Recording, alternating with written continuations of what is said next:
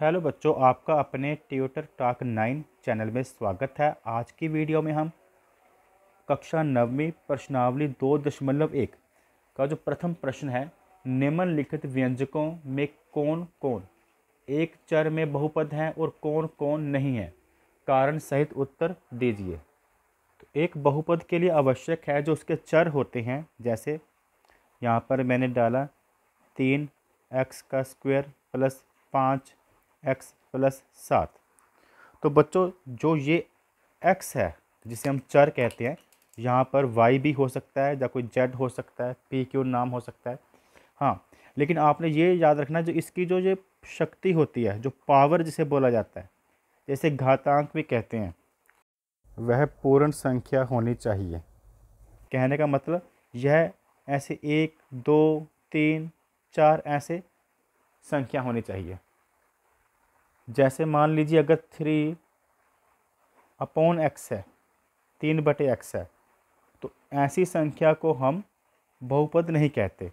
या किसी चर के ऊपर ऐसे वर्गमूल रूट का साइन है, उसे भी बहुपद नहीं कहा जाता।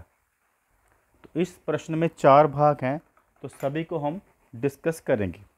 अगर पहले भाग की बात करें तो इसमें इस व्यंजक में x के सभी घातांक पूर्ण संख्याएं हैं, इसलिए यह एक चर वाला बहुपद है।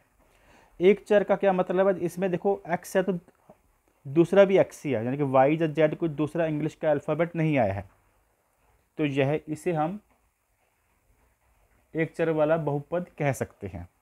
समझ गए आप?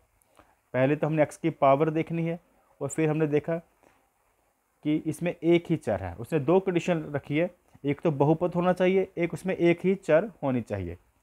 कहने का मतलब अगर x है तो x ही हो, y है तो y ही हो, या कोई और इंग्लिश का अल्फ़ाबेट है वही होना चाहिए, दूसरे 2 अलग अलग अल्फ़ाबेट नहीं चाहिए।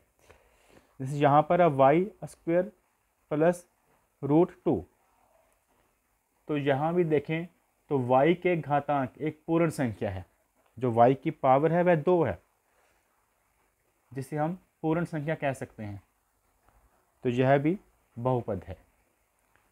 दूसरी तरफ यहाँ पर 3 वर्गमूल t है और प्लस t वर्गमूल 2, कहने का मतलब 3√2। तो यहाँ पर जो चर है t, उसकी शक्ति क्या है?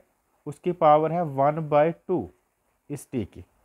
इस t की तो चलो पावर 1 है, लेकिन इस t की जो घातांक है वह 1/2 है, जो कि एक पूर्ण संख्या नहीं है। तो इसको हम एक चर वाला बहुपद नहीं कह सकते, यहाँ पर क्रॉस।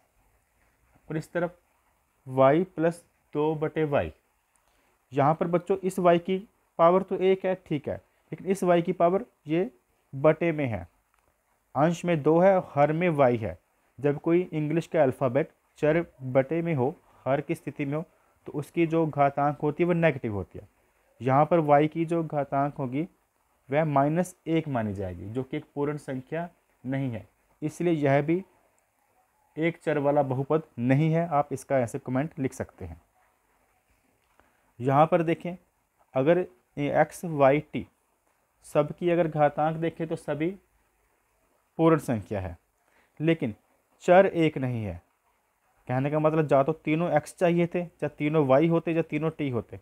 यहाँ पर 3 अलग अलग चर है, एक x एक y और t, तो ये भी एक चर वाला बहुपद नहीं कहा जा सकता। Thanks for watching.